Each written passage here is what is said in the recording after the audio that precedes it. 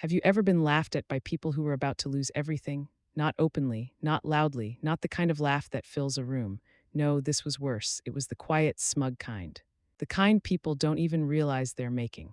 The kind that slips out when they believe the ending has already been decided and they're just waiting for the credits to roll. I heard it the moment I stepped into the courtroom. Not from strangers, not from reporters, not from curious onlookers, from the front row, my own daughter, Patricia. The courtroom smelled faintly of old paper and polished wood. Every footstep echoed, including mine.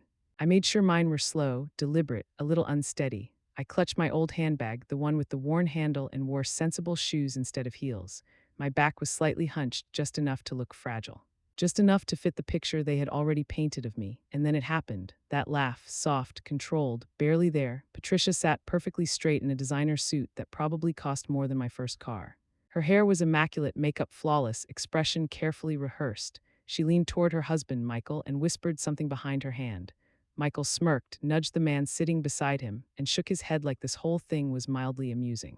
I didn't need to hear the words. I knew exactly what the joke was. Look at her. She really thinks she can fight this. This will be over today. Easy. I felt dozens of eyes on me as I moved toward my seat, some curious.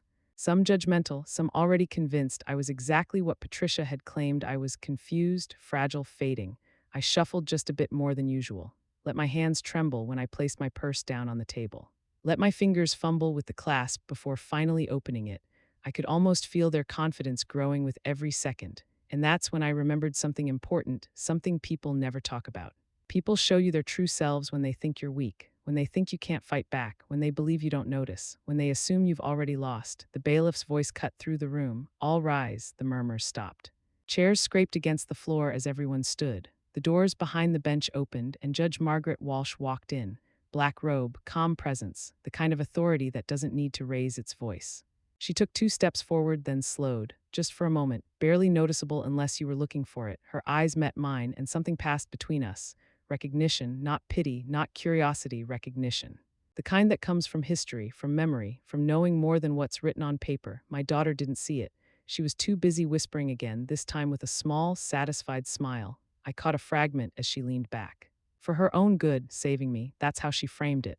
That's how she sold it to everyone, the lawyers, the court, even extended family, saving me from myself. I took my seat slowly, lowered myself carefully, and folded my hands in my lap. From the outside, I looked exactly how they wanted me to look. An aging woman, a little confused, a little overwhelmed, clearly outmatched, but inside. Inside, I was counting breaths, watching reactions, taking notes. Because while they thought this was my last stand, I knew something they didn't. This courtroom wasn't where I would lose everything. It was where they would. If you're listening to this right now, understand this. What they saw as weakness was preparation. What they mistook for fear was patience. They believed this hearing marked the beginning of my downfall. They had no idea it was only the opening move. And once the first move is made, there's no stopping what comes next. People assume betrayal is loud, explosive, full of screaming matches and slammed doors. They're wrong. Real betrayal is quiet, polite. It wears black clothes and pretends to cry while calculating how much you're worth. The real fracture in my family didn't happen in court. It happened 2 weeks after the funeral. 6 months before that day, I was sitting in a hospital room that never truly got dark. Machines hummed constantly, like they were reminding us that time was running out whether we were ready or not. I was holding my husband Robert's hand, the same hand that had held mine for 35 years. 35 years of marriage, 35 years of building a life brick by brick, a business, a home, a family, a future. Cancer doesn't care about any of that. It doesn't care how hard you worked. It doesn't care how much money you made. It doesn't care what you promised your children. It just takes. Robert had been strong for so long that I think all of us believed deep down that strength would somehow save him. But that night his grip weakened, his breathing slowed. And right before the machines went quiet, he leaned just close enough for me to hear him. "Dorothy, they're coming for you." At the time, I thought it was the medication, or fear, or the confusion that comes at the end. I kissed his forehead and told him not to worry, told him everything would be fine. I didn't understand then. 2 weeks later, we gathered in his lawyer's office. Patricia arrived dressed exactly the way grief is supposed to look, black dress. Minimal makeup, hair pulled back neatly. A tissue box placed carefully on the table in front of her like a prop waiting for its moment. She played her role perfectly. Michael stood beside her, silent and attentive, but I could tell where his attention really was. Not on memories, not on loss, on numbers, on assets, on what he believed was about to change hands. The lawyer cleared his throat and opened the folder. To my beloved wife, Dorothy Hamilton, he read, I leave my entire estate. The room went silent, not the shocked kind of silence, not the confused kind, the dangerous kind. All properties, the lawyer continued, unmoved. All investments, all business holdings, all accounts, valued at approximately $62 million. Patricia's tissue box slipped from her fingers and hit the floor. That's not possible, she snapped, the grief evaporating instantly.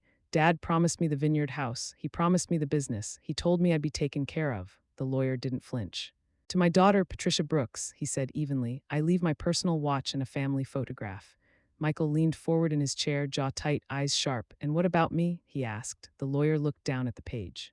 Golf clubs, I didn't say a word. I didn't need to. I watched my daughter's face change in real time. The sadness disappeared. The softness hardened. Something cold and unfamiliar took its place. That was the moment it hit me. They weren't grieving Robert. They were grieving the future they thought was guaranteed. Every smile, every holiday, every visit suddenly made sense. They weren't acts of love. They were investments. And now those investments hadn't paid off.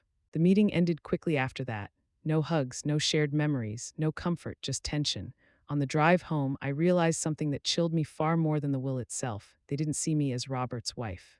They saw me as a problem, an obstacle standing between them and what they believed they deserved. And obstacles to people like that don't get negotiated with, they get removed. From that day forward, the tone changed. Phone calls became colder, visits became rare, conversations felt rehearsed, like they were waiting, planning, and I finally understood what Robert meant in that hospital room. They're coming for you. He hadn't been confused. He'd been warning me, what kind of daughter sues her own mother? Most people assume there has to be years of abuse, cruelty, or deep resentment behind something like that. They imagine shouting matches, broken relationships, some dramatic emotional collapse. The truth is far uglier and far simpler. Greed doesn't need history. It doesn't need pain. It just needs opportunity. The lawsuit arrived on a quiet Tuesday morning, delivered by a man who didn't know or didn't care that the envelope he handed me was about to turn my life upside down. Plain white paper, official seal. Cold language printed in black ink. They were asking the court to declare me mentally incompetent, not concerned, not confused, incompetent. According to the filing, I had forged my husband's will, manipulated a dying man, abused my position as his wife, become a danger to myself and others due to advanced cognitive decline, fraud, elder abuse, mental deterioration. Each word landed heavier than the last. I read the pages slowly, carefully, making sure I understood every accusation. They weren't just trying to take the estate. They were trying to erase me. Their so-called evidence was almost insulting in how flimsy it was. They claimed I once got lost while driving, conveniently leaving out the fact that half the roads in town were closed for construction that day. They claimed I couldn't manage modern technology because I asked my granddaughter to help set up Netflix. They claimed I was paranoid because I refused to let Michael temporarily oversee my finances. Translation, I wouldn't give them access to the money. That was the real crime. Exactly 1 hour after the papers arrived, my phone rang. Patricia, her voice was soft, controlled, the same voice she used when she wanted something. Mom, she said gently, this doesn't have to be hard. Once the court declares you incompetent, we'll take care of everything. Take care of everything. She explained the plan like it was generous. They would manage my accounts for my safety, give me a monthly allowance, move me into the vineyard house so I wouldn't be lonely, handle all decisions going forward. What she didn't say was just as important. They would sell my real home, liquidate assets, control every dollar. I hung up the phone without arguing. That was the moment the fog lifted. They didn't think of me as a mother anymore. They thought of me as paperwork, a signature, a problem to be solved, a hurdle between them and $62 million. And here's what they never considered. I wasn't confused. I wasn't scared. I was listening.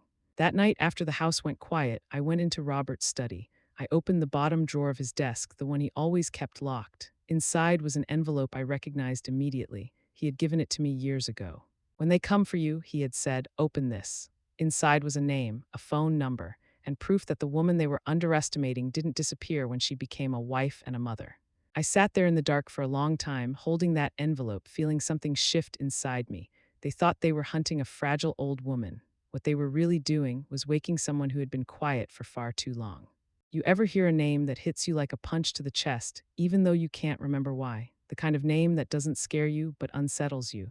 That was how it felt when I saw it printed at the top of the court paperwork. Margaret Walsh. At first, I brushed it off. Judges come and go. Names blur together after a while, especially when you've lived a long life and crossed paths with thousands of people. I told myself it meant nothing. Just another black robe behind a bench, but the name wouldn't leave me alone. It followed me home that day, sat quietly in the back of my mind while I made tea, while I locked the doors. While I climbed into bed and stared at the ceiling in the dark, Margaret Walsh, it felt unfinished, like a sentence without punctuation, like a song lyric you almost remember but can't quite place.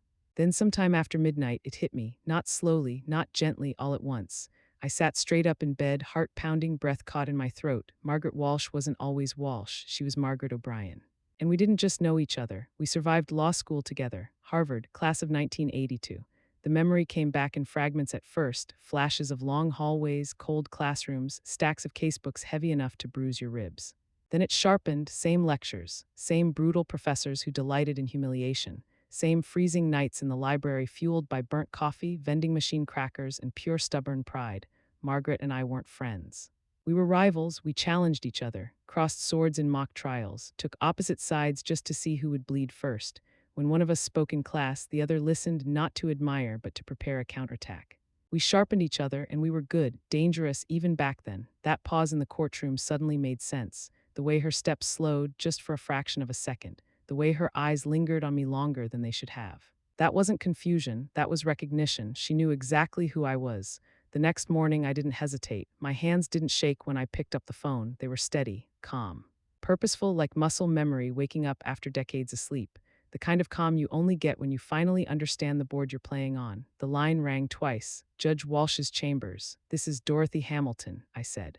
Then, after a brief pause, I added quietly, deliberately, "Dorothy Mitchell." Silence, not the polite pause of a busy office, the stunned kind, the kind that stretches just a second too long. Then Dorothy, that single word carried 30 years of history. Yeah, that Dorothy, the one who stayed up all night rewriting briefs, the one who never raised her voice but always won.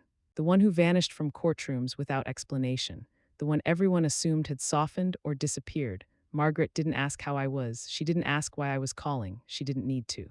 She already knew something was very wrong if I was reaching out. "I saw your name on the docket," she finally said. "So did I replied, "and now we both know why neither of us could ignore it." There was another pause, this one thoughtful.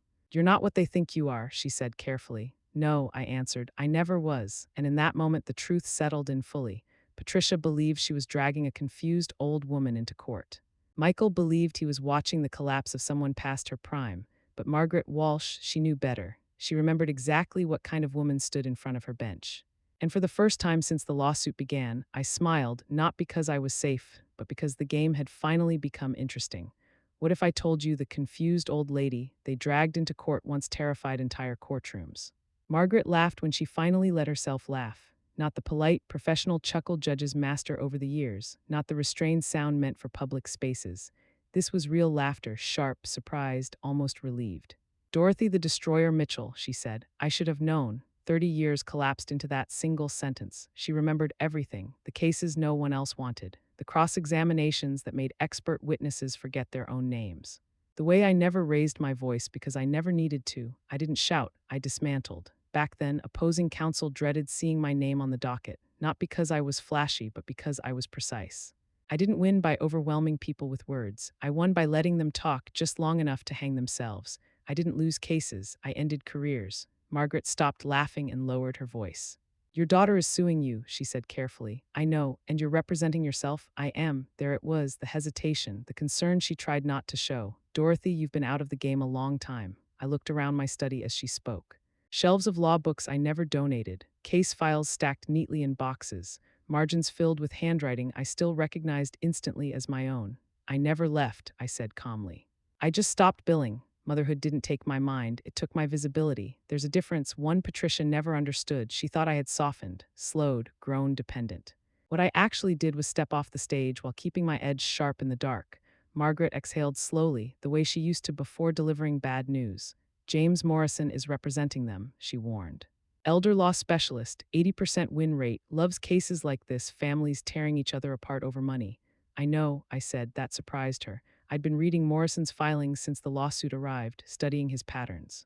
His habits, his weaknesses. He relied on momentum, on intimidation, on the assumption that no one on the other side knew how to fight back. He made one fatal mistake. He believed the version of me Patricia sold him, the fragile widow.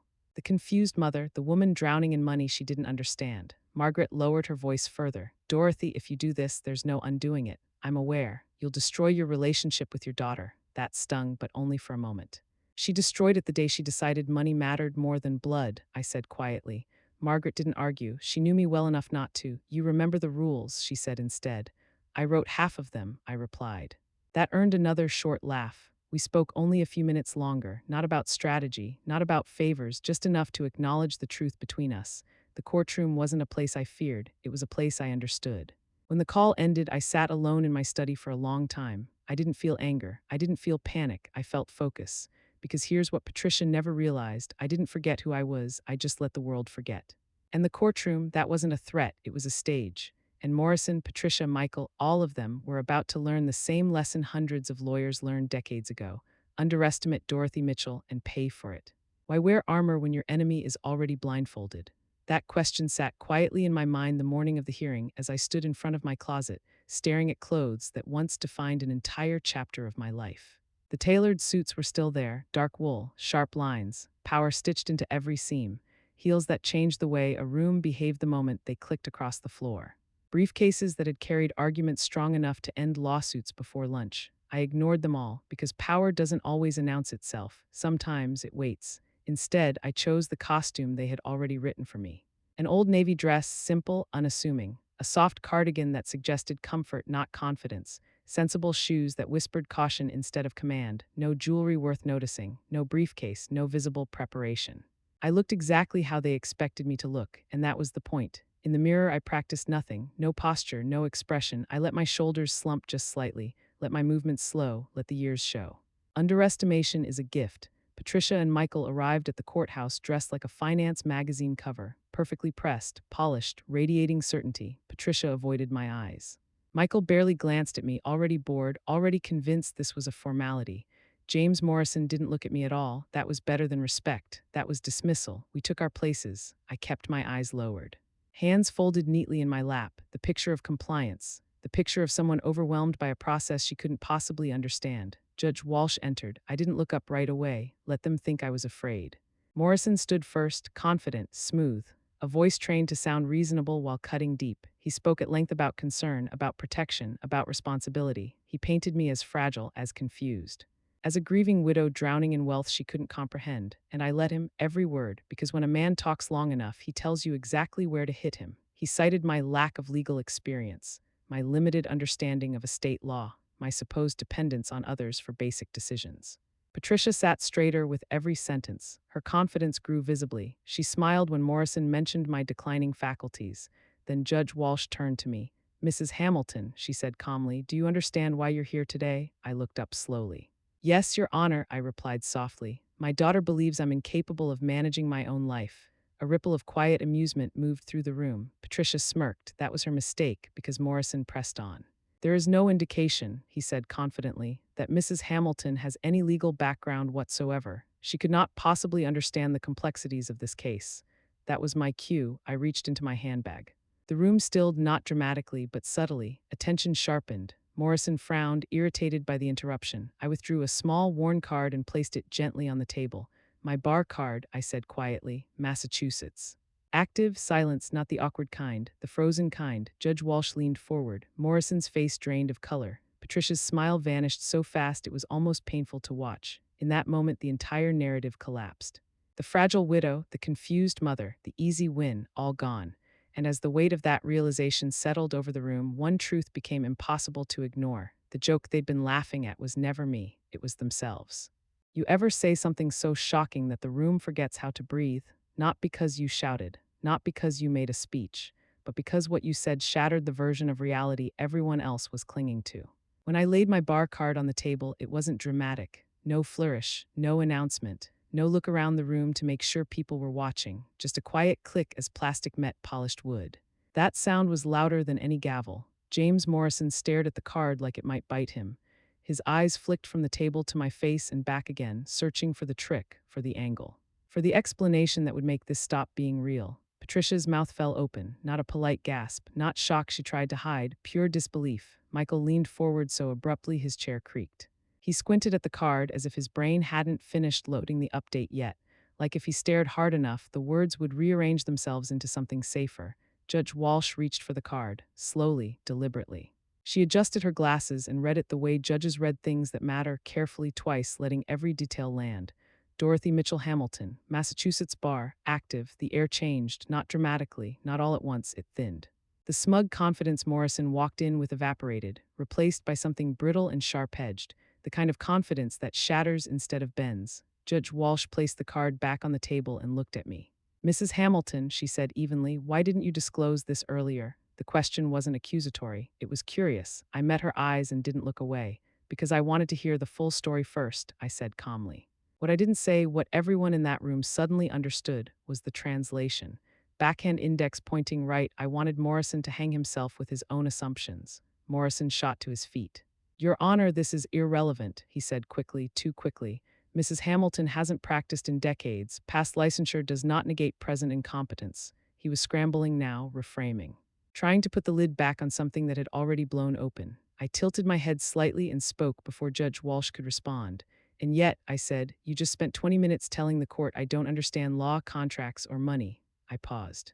"So which one is it, Mr. Morrison? Am I legally illiterate or just inconvenient?" A low murmur moved through the courtroom. The kind lawyers hate. Judge Walsh raised a hand for silence, but she didn't stop me. That was important. Patricia whispered from the table beside me, her voice tight with panic. "Mom, what is happening?" I didn't look at her. I didn't answer, because this wasn't a family conversation anymore. This was litigation. This was no longer about feelings or grief or misunderstandings. This was about facts, records, strategy. Morrison cleared his throat and tried to regain control, but his voice had lost its smooth edge. The confidence that once anchored it was gone. He was reacting now, and reacting is how you lose. Judge Walsh leaned back slightly in her chair, eyes moving between Morrison and me, reassessing the entire structure of the case in real time. The courtroom wasn't watching a fragile widow anymore. They were watching two attorneys. One of them just realized he'd underestimated the wrong woman, and as the weight of that realization settled over the room, something irreversible happened. The story Patricia brought into this courtroom collapsed. The version of me they built their case around vanished. All that remained was a woman who knew exactly what she was doing and had been patient enough to let everyone else expose themselves first. What's worse than a bad argument? A confident bad argument, the kind that sounds polished, reasonable, safe, right up until it collapses under its own weight. James Morrison tried to recover quickly, too quickly. He straightened his jacket, squared his shoulders, and did what lawyers do when the ground beneath them starts cracking. He pivoted hard and pretended that was the plan all along. "Your Honor," he said smoothly, "regardless of Mrs. Hamilton's past career, the issue before this court is her current mental state. It was a good move, on paper. The problem was that he didn't finish the thought before I stood again. Not abruptly, not aggressively, calmly, like someone stepping back into a familiar rhythm. Then let's talk about evidence," I said. Morrison frowned just slightly. "The first crack, medical records," I continued evenly. "Neurological exams, psychiatric evaluations, expert testimony from licensed professionals." I paused long enough for the words to settle. "You don't have any of that," I said, not as a question. Silence. Morrison shuffled through his papers, not because he was looking for something, but because doing nothing would have exposed him too quickly. Pages flipped, a pen tapped, a sound meant to suggest preparation. "We have behavioral observations," he said at last. "From family members." I smiled, not warmly, not cruelly, precisely. "Ah," I said, "yes, the same family members who stand to gain approximately $62 million if I'm declared incompetent." The words landed like a dropped plate. Objection burst out of Morrison's mouth on pure reflex. "Your Honor, sustained," Judge Walsh said immediately. Then she paused and added calmly, "But she's not wrong." That was the moment, not when the objection was sustained, but when the judge agreed with me anyway. Morrison froze. He knew what that meant. Judges don't do that unless they're already reassessing the credibility of the argument in front of them. Unless the structure you built your case on is starting to look unstable. Patricia had gone pale, not theatrical pale, real pale, the kind that drains slowly from the face when panic replaces certainty. Michael's knee bounced under the table, fast and uncontrolled, like he was trying to shake something loose inside himself. He leaned toward Patricia and whispered urgently, his voice sharp and fast. She didn't respond.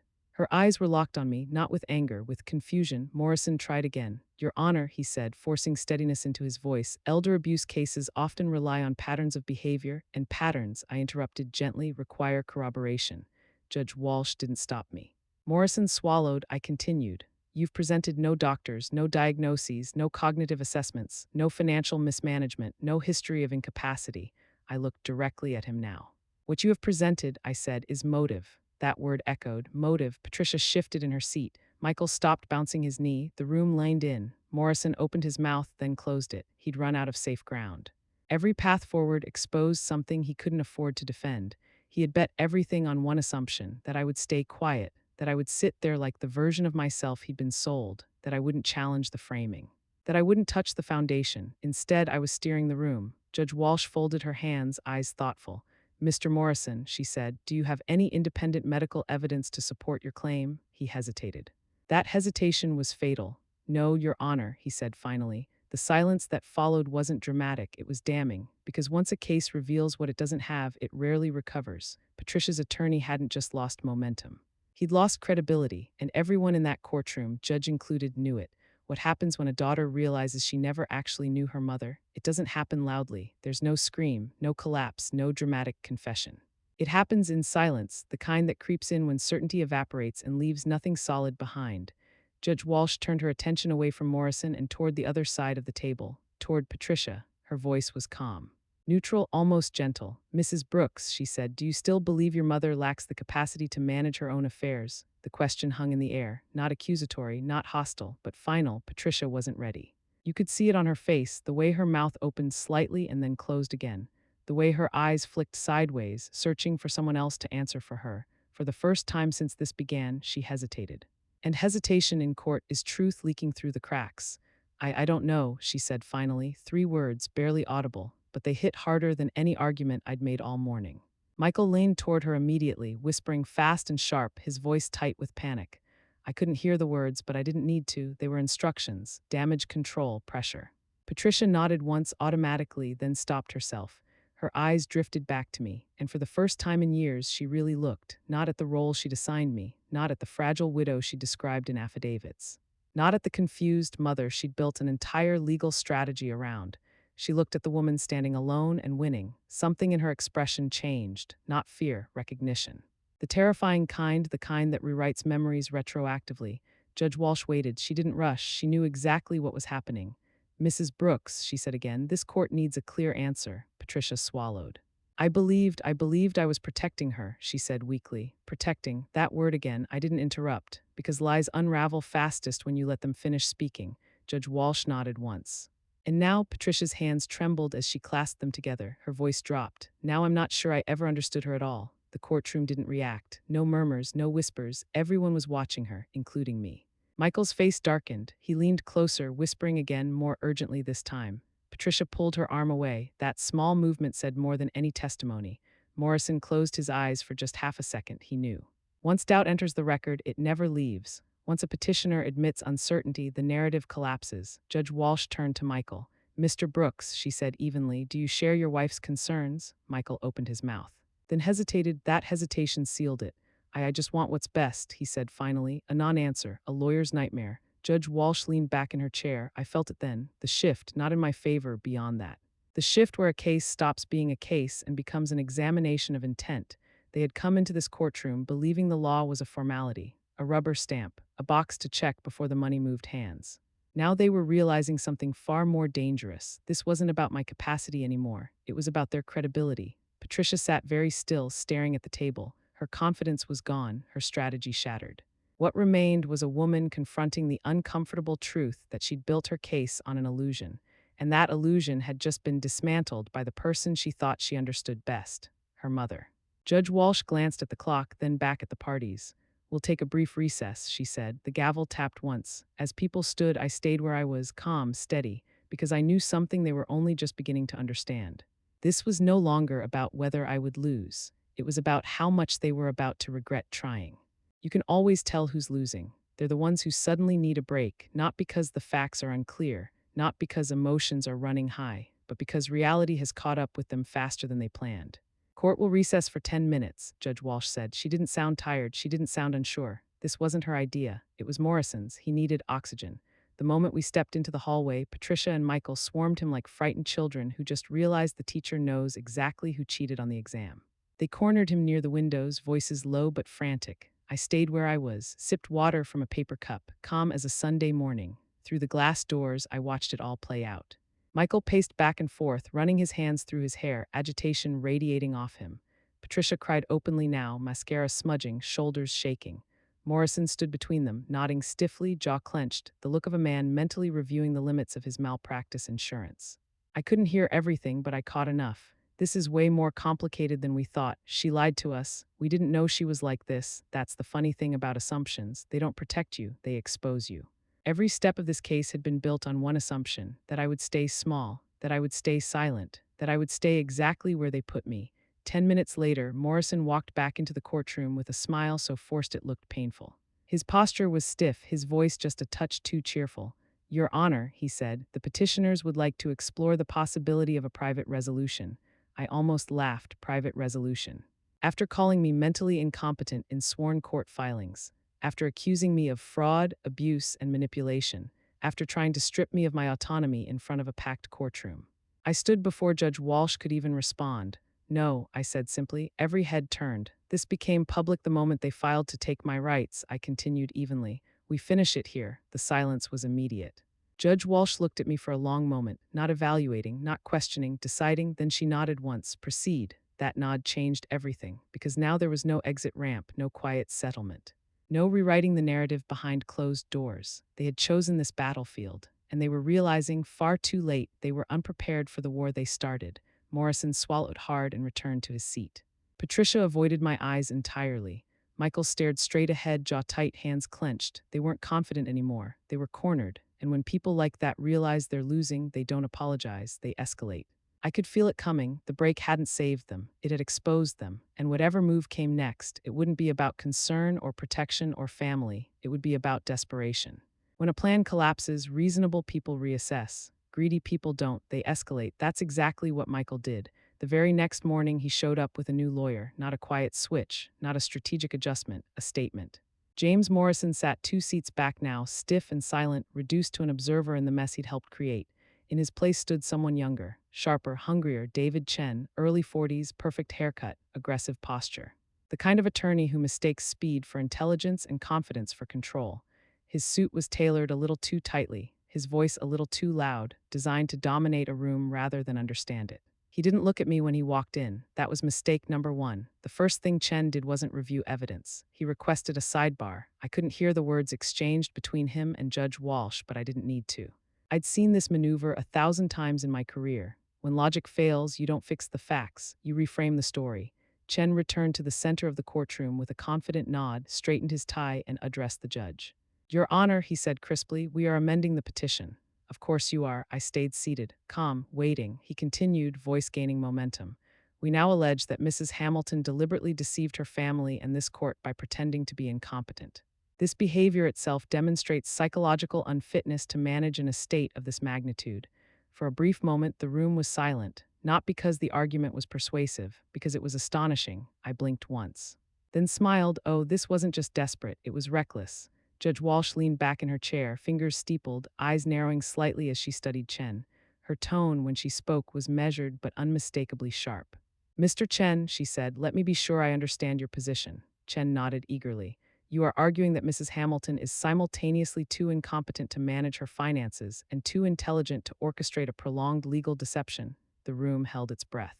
Chen hesitated just half a second. That was all it took. Yes, Your Honor, he said finally. We believe her behavior reflects manipulation and detachment from reality. I felt it then, that familiar sensation from decades ago. The moment an opponent steps so far past reason that they can't find their way back.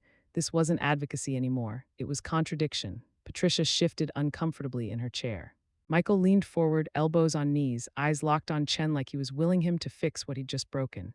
Chen pressed on, mistaking silence for opportunity. This level of calculated deception, I stood, slowly.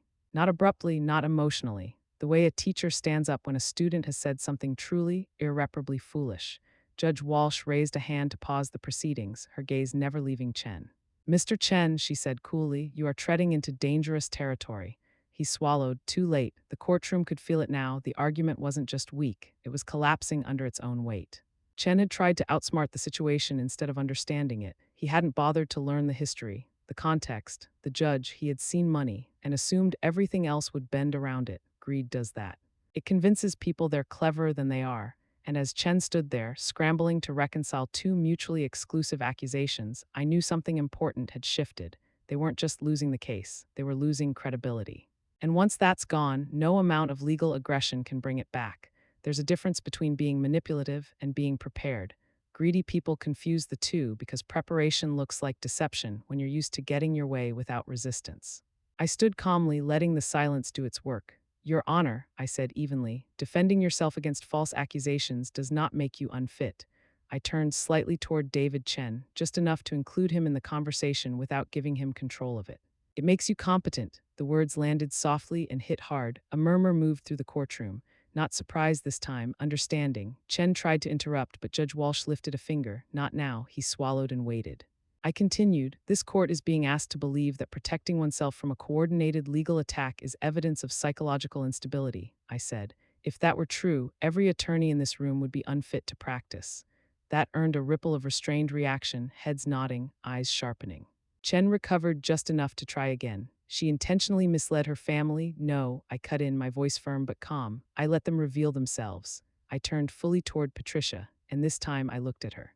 Not as an opponent, not as a client, as a mother. If you were worried about me, I said quietly, you would have called my doctor. Silence. If you were concerned about my mental state, I continued, you would have asked about my sleep. My memory, my daily routines. More silence. If this was about my well-being, I said, you would have come to my home, sat at my table, spoken to me before filing papers. Patricia's breath hitched. But instead, I finished, you filed documents designed to take my money. That was the moment she broke, not theatrically, not loudly, her shoulders folded inward. Tears spilled over as the weight of her own actions finally landed where they belonged.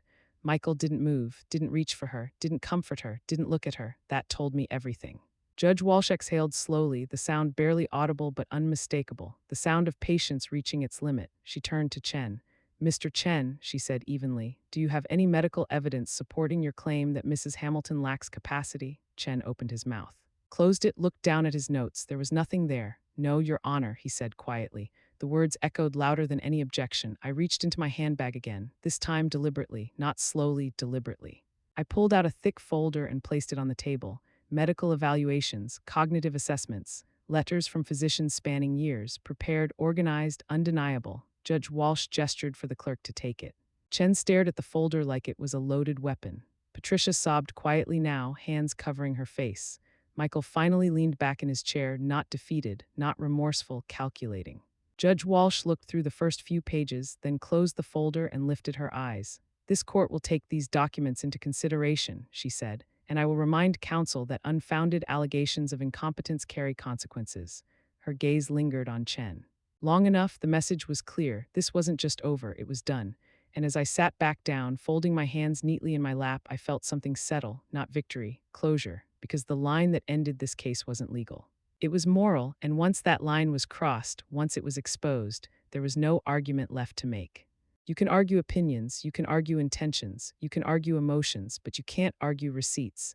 When I pulled that manila folder out of my handbag, Michael actually laughed, not a confident laugh, not a mocking one. A short, brittle sound, the kind that slips out when someone senses danger but hasn't yet accepted how deep it goes. David Chen snapped his head toward me. What's that supposed to be? He demanded. I didn't answer him. I didn't look at him. Instead, I walked calmly to the clerk and handed over multiple copies of the contents, neatly organized, tabbed, labeled, prepared long before this day. Your Honor, I said evenly, those are 7 years of financial records. The room stilled.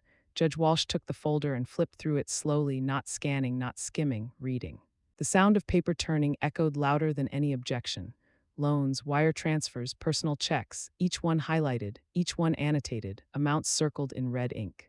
$20,000, kitchen renovation, $35,000, temporary business setback, $50,000, investment opportunity, $12,500, emergency, over and over again. Different explanations, same direction, money flowing out. Judge Walsh paused, did the math herself, then looked back down. Just over $200,000, unpaid, unacknowledged, unreturned. Patricia's face drained of color so fast I thought she might faint. Her lips parted slightly, but no sound came out. Her eyes darted from the folder to Michael, searching, pleading. Michael leaned toward her, whispering fast and sharp, his voice low but urgent, not comforting, instructing. That told me everything. Chen finally found his footing. That's private family business, he objected loudly. Irrelevant and prejudicial. Judge Walsh didn't even look up. It became court business the moment you alleged financial abuse, she said calmly. Exactly. You don't get to cry incompetence while quietly benefiting from the very person you claim can't manage money. I stepped forward again. For clarity, I said, every transaction was documented, every transfer requested in writing, every promise of repayment acknowledged. I glanced briefly at Michael. None fulfilled. The courtroom wasn't murmuring now, it was silent. This wasn't interpretation. This wasn't narrative. This was math. David Chen shifted uncomfortably, flipping through his notes like answers might suddenly appear if he searched hard enough. He didn't raise another objection because there wasn't one to raise. Judge Walsh closed the folder and folded her hands. Mrs. Hamilton, she said, why was this not repaid? I didn't hesitate, because I didn't ask, I replied. I trusted them, Patricia flinched. Trust. That word hurt more than any accusation. I continued, voice steady. I assumed family didn't need contracts. I assumed intentions mattered. I assumed wrong. Judge Walsh nodded slowly. She wasn't angry, she was disappointed. And disappointment from the bench is far more dangerous than anger.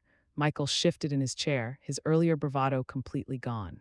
The man who once smirked when I walked into court now couldn't meet my eyes. Receipts do that. They don't insult, they don't exaggerate, they don't accuse. They simply exist, and once they're on the table, there's nowhere left to hide. As Judge Walsh set the folder aside, I felt the weight of the case tilt, not dramatically, not suddenly, decisively, because from this moment on, the question was no longer whether I was competent. The question was how long they'd been counting on me staying quiet. Have you ever heard your own voice destroy your future? Not metaphorically, not dramatically, literally.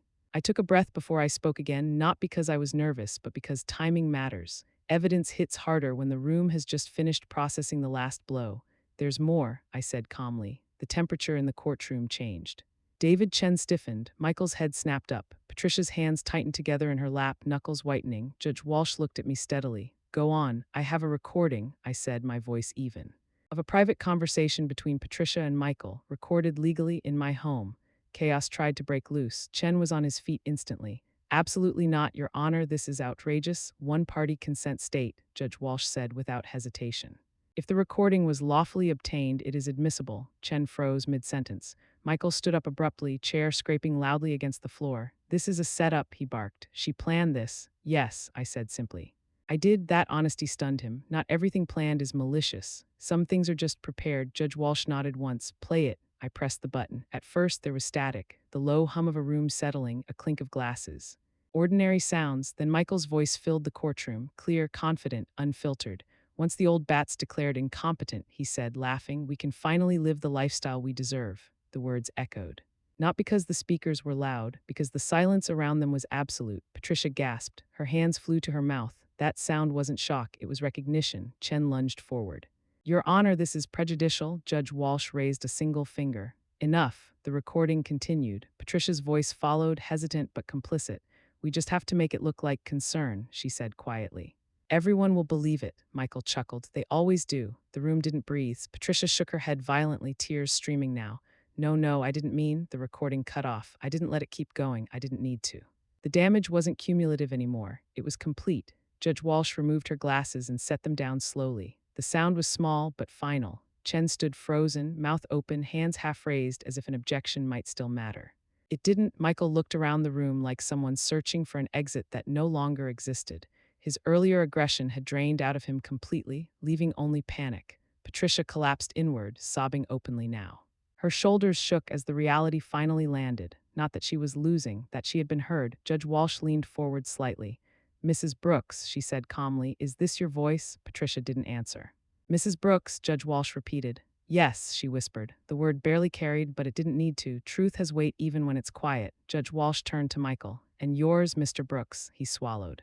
Yes, there was nothing left to argue. No interpretation, no framing, no alternate narrative. They didn't sound concerned. They didn't sound worried. They sounded entitled. And entitlement, once exposed, is indefensible. Judge Walsh nodded slowly, eyes hard now. The courtroom hadn't just heard evidence. It had heard intent, and intent changes everything. This is the moment every courtroom story eventually reaches. Not the shouting, not the evidence. Not the accusations, the ending. Judge Walsh removed her glasses and set them carefully on the bench in front of her.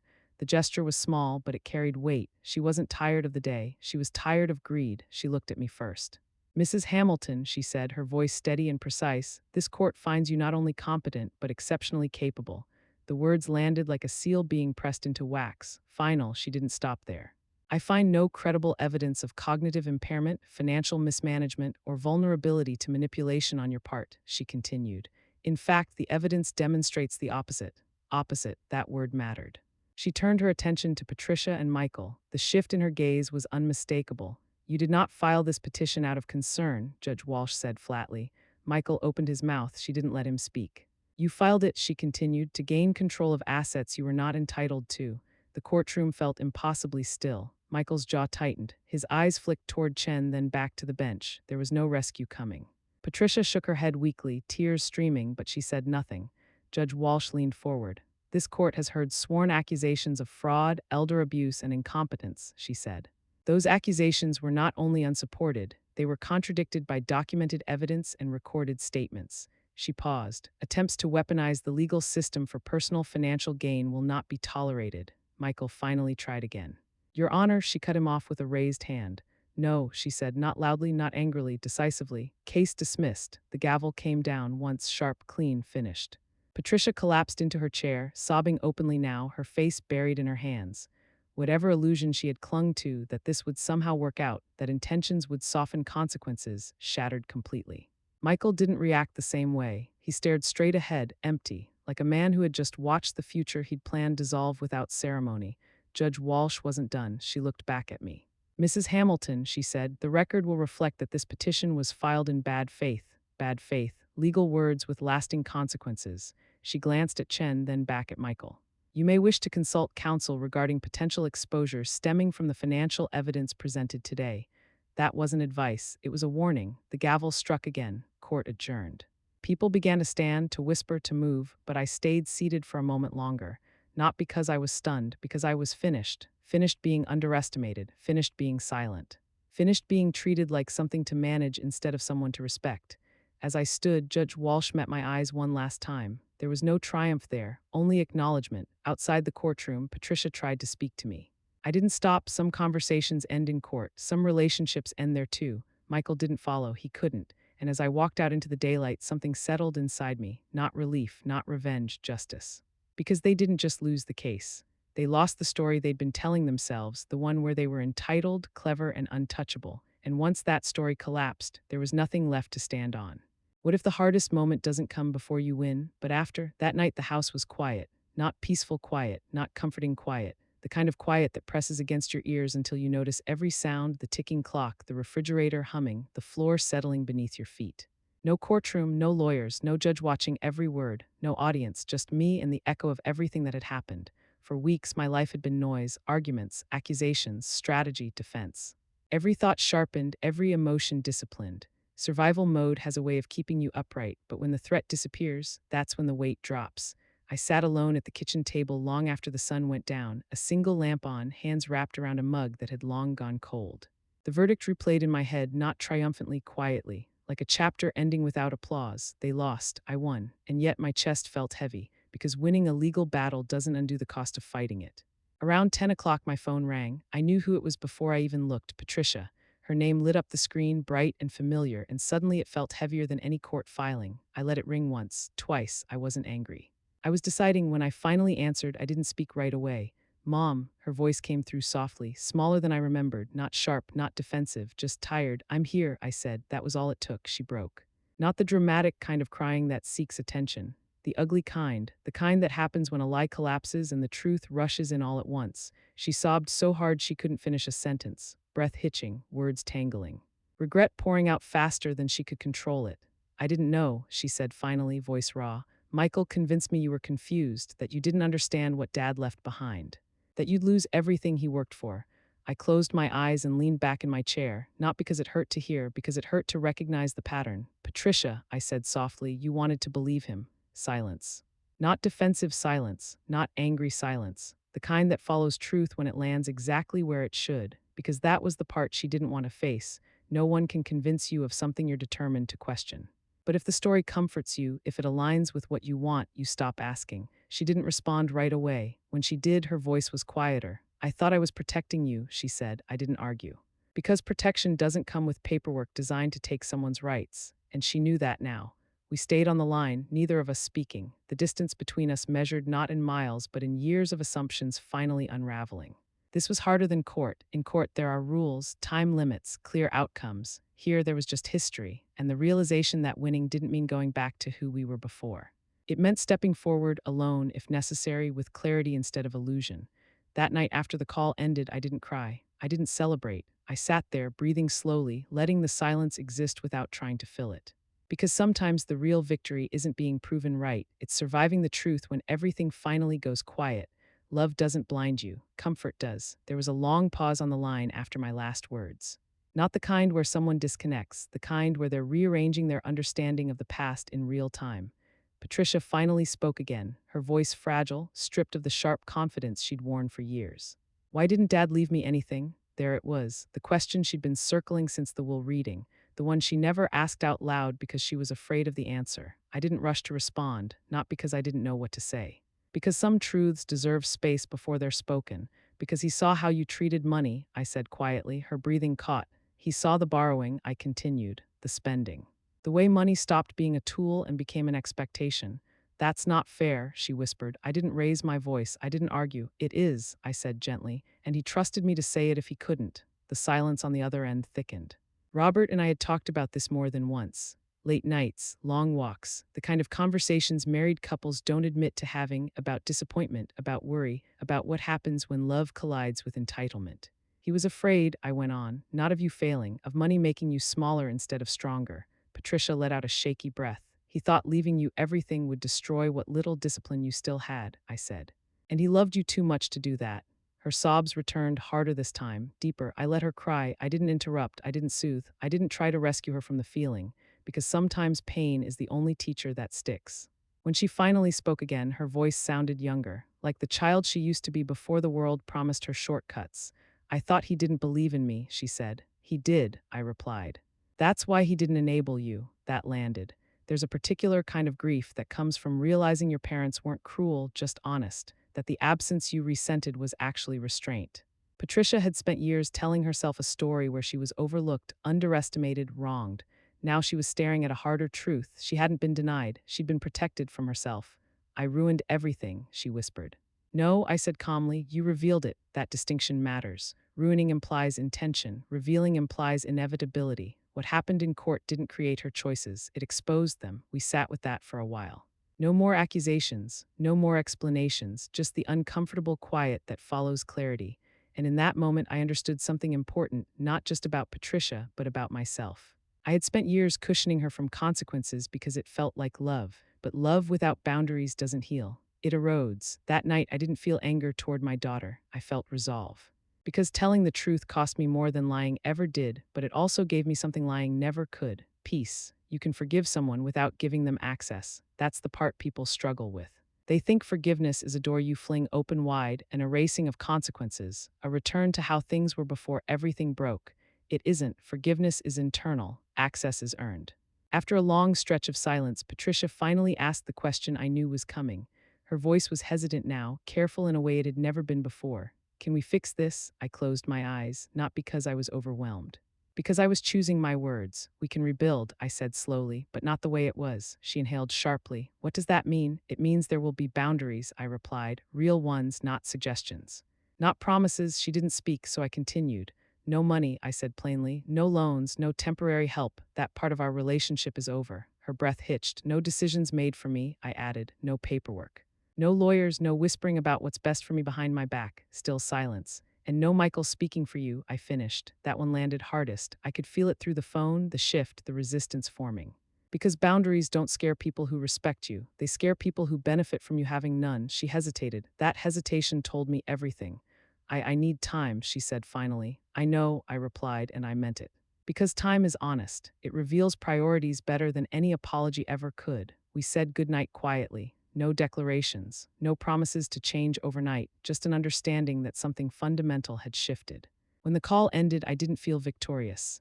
I felt clear, clear about what I could give, clear about what I could no longer tolerate, clear about the cost of confusing love with surrender. I sat there for a long time afterward, the house still quiet but no longer heavy. Outside, the world moved on, cars passing, a neighbor's porch light flicking off, the soft rhythm of life continuing without regard for courtroom victories or family implosions. I thought about all the years I'd softened my edges to keep peace, All the moments I'd ignored discomfort because confrontation felt cruel. All the times I'd told myself that enduring was the same as loving. It isn't. Love without limits doesn't save relationships, it erases the people inside them. That night, I understood something I wish I'd learned sooner. Protecting yourself doesn't mean you've stopped loving others. It means you've finally included yourself in the equation. And as I turned off the light and went upstairs, I didn't feel alone. I felt grounded, because I had drawn the line not in anger, not in punishment, but in clarity. And clarity, once you have it, is something no one can ever take from you again. You never really know someone until the money's gone. 2 days after the verdict, my phone rang again, not Patricia. Michael. That alone told me everything I needed to know. If this were about remorse, she would have called. If this were about healing, she would have spoken for herself. This was about control. Dorothy, he said, his voice measured, practiced, calm in the way men get when they believe they're still holding cards. We need to talk, no apology. No acknowledgement, no shame, just strategy. I didn't answer right away. I let the silence stretch long enough to make him uncomfortable. He cleared his throat. I think we can all agree things got emotional, he continued.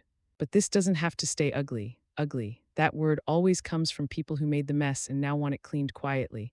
What do you want, Michael? I asked. Another pause, this one longer. Then he finally said the part he'd been circling. Patricia's devastated, he said. She hasn't been sleeping. She feels like she lost everything. If you help her financially, we can move past all this. There it was. Even after losing in court, even after the evidence, even after the recording, he still believed the money was negotiable, that I'd soften, that I'd cave, that I'd do what I'd always done. I laughed out loud, not because it was funny. Because it was absurd. You really don't get it, I said. He bristled. I could hear it in his breathing. I'm trying to fix this, he snapped. You don't have to punish her forever. Punish. Another word people use when consequences finally arrive. Michael, I said evenly, this was never about punishment. Then what was it about? He demanded. Truth, I replied, and boundaries, he scoffed. You humiliated us, he said. You dragged our names through court. You made us look like monsters. I leaned back in my chair, suddenly very calm. You did that yourselves, I said. All I did was stop protecting you from the results. Silence on the line, not the thoughtful kind, the angry kind. You think you're better than us now, he said coldly. No, I replied. I think I'm done being used. He tried one last angle. You owe Patricia, he said. She's your daughter, you can't just cut her off. That was the moment something inside me hardened permanently. No, I said, my voice flat now. I don't owe her money, I owed her honesty, and I gave it. He inhaled sharply, preparing to argue again. I didn't let him. I trusted you, I added, and you tried to erase me. That landed. He didn't deny it because he couldn't. This conversation is over, I said, and before he could respond, before he could pivot, bargain, or threaten, I hung up, blocked the number, and sat there quietly, phone in my hand. I expected to feel shaken, angry, sad, regretful. Instead, I felt something unfamiliar. Peace. Because that call didn't end a relationship, it revealed it. Michael hadn't called to reconcile, he hadn't called to apologize, he hadn't called to protect Patricia. He called because the money was gone, and without it, he had nothing left to say. And once I understood that, letting go wasn't hard at all. Some conversations don't end with understanding, they end relationships. After I hung up on Michael, the house felt different, not quieter, clearer, like a storm had finally passed and taken something rotten with it. I didn't pace, I didn't second guess myself. I didn't replay the call hoping I'd said something differently. That surprised me. For years, I'd been the kind of woman who revisited every hard conversation, wondering if firmness had crossed into cruelty, if boundaries had been drawn too sharply, if love required more softness than strength. But this time, nothing tugged at me, because this wasn't a misunderstanding, it was exposure. Michael hadn't called to apologize for trying to have me declared mentally incompetent. He hadn't called to acknowledge the humiliation, the fear, the betrayal. He'd called to negotiate, to see if, after everything, the money might still be accessible through a side door. That told me exactly who he was when no leverage remained. The phone stayed silent for the rest of the afternoon. No follow-up text, no attempt from a different number. He wasn't chasing resolution, he was recalculating. And when people realize manipulation no longer works, they don't argue, they retreat. That evening I went for a walk, no destination, just movement. The sky was heavy with clouds, the air cool enough to clear my head. Neighbors passed, nodded politely, unaware that a family had quietly fractured behind one closed door. I thought about all the moments I'd overlooked over the years, the casual entitlement, the way Michael spoke about people instead of to them, the way financial help was never framed as gratitude, only as expectation. I told myself not to judge, that families bend, that marriages influence, that love requires patience. But patience without discernment isn't kindness, it's surrender. By the time I returned home, my phone buzzed a text from Michael. This didn't have to go this way. I stared at the screen. That sentence carries a particular kind of audacity. The kind that shifts responsibility onto the person who finally says no. I didn't respond. Instead, I blocked the number completely. Not dramatically, not angrily, decisively. Because keeping a door open for someone who only enters to take is not compassion. It's self-betrayal. I sat down at the kitchen table and made a mental inventory, not of assets, not of losses, but of something far more important. Who still had access to me, who still spoke to me with respect, who listened instead of calculated, who saw me as a person, not a position. Michael didn't make that list. And once I acknowledged that, something inside me settled permanently. The door wasn't slammed in anger, it was closed with clarity. There's a finality that comes when you stop hoping someone will become who they never intended to be. When you accept that the version of them you loved existed only because you were useful, letting go of that illusion hurts, but it also frees you. That night, I slept deeply for the first time in months. No dreams. No rehearsed arguments. No dread of what the next call might bring, just rest. Because when you finally shut the door on manipulation, silence stops being lonely. It becomes peaceful. Sometimes the strongest move isn't winning. It's walking away and choosing what comes after. Later that night, after the house had settled and the world outside had gone quiet, my phone rang again. This time I answered without hesitation, because this call felt different. Mom, Patricia's voice was steadier than it had been earlier, still fragile but grounded, not desperate, not defensive, just honest. I left him, she said. I closed my eyes, not in relief, not in triumph, in recognition. When, I asked gently. This morning, she replied. After the hearing, I packed a bag and stayed with a friend. I didn't interrupt. I didn't rush to fill the silence, because this wasn't a moment that needed commentary, it needed space. I keep replaying everything, she continued. The recording, the things we said, the way I let him talk for me, the way I stopped listening to you. Her voice cracked, but she didn't collapse into tears this time. That mattered. I don't want the money, she said quietly. I don't want any of it. I want my mom back. That sentence landed heavier than any verdict. I swallowed hard, not because I didn't believe her. Because belief carries responsibility. We start slow, I said finally, very slow. I understand, she replied immediately. No argument, no bargaining, that mattered too. This isn't about erasing what happened, I continued. It's about building something new, something honest.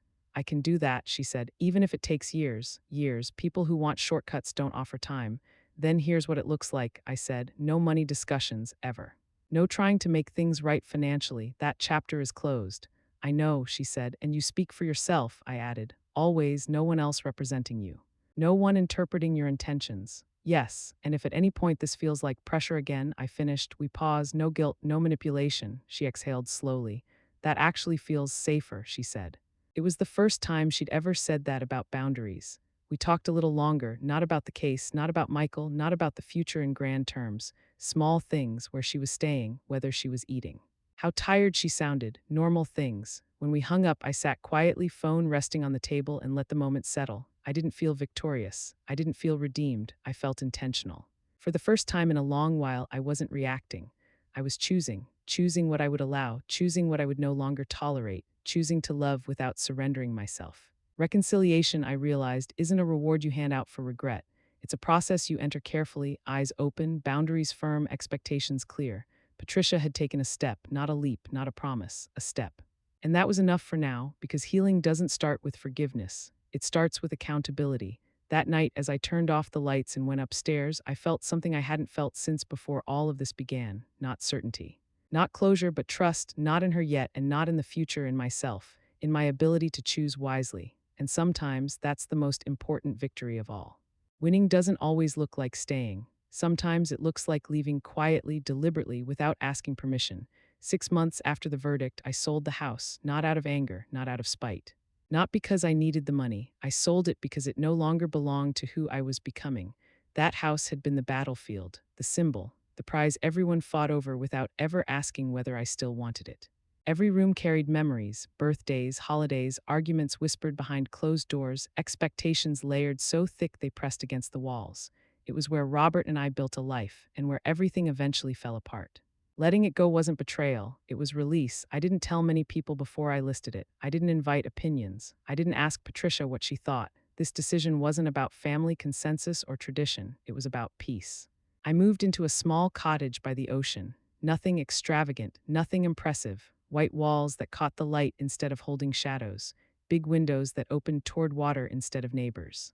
Mornings that started with the sound of waves instead of silence heavy with resentment. For the first time since Robert passed, I could breathe, really breathe. Grief still visited quietly, unexpectedly, but it didn't suffocate me here. It came and went like the tide, not like a storm that refused to move on. I woke early most mornings, made coffee, sat outside wrapped in a sweater, watching the horizon change colors. No schedules, no strategies. No one watching for weakness, just space. Patricia visits sometimes. Alone, that matters. No lawyers in tow, no rehearsed conversations, no subtle pressure disguised as concern. She doesn't stay long, we don't force closeness. We talk about ordinary things, the weather, books she's reading, the way the ocean smells different after rain. We don't talk about money, not because it's forbidden, because it's no longer the center of anything. Our relationship is slow now. Careful, honest in a way it never was before. There's still distance, but it's intentional, the kind that allows trust to grow instead of resentment. And that's a kind of winning no court could ever grant. I walk the beach most evenings. Shoes in hand, feet in cold sand, watching waves erase footprints as quickly as they're made. It reminds me that permanence is often an illusion and that letting go doesn't mean losing. It means choosing differently. People assume victory looks like holding on, keeping the house, keeping the money, keeping the upper hand. But real victory, it looks like waking up without dread, like living somewhere no one feels entitled to you. Like choosing quiet over conflict. I didn't leave because I was afraid of staying. I left because I no longer needed to prove anything there. And as the sun dips into the water each night, painting the sky in colors no courtroom could ever match, I understand something that took me a lifetime to learn. You don't win by standing your ground forever. Sometimes you win by knowing exactly when to walk away. Money has a way of revealing people. It doesn't change who you are, it amplifies what's already there.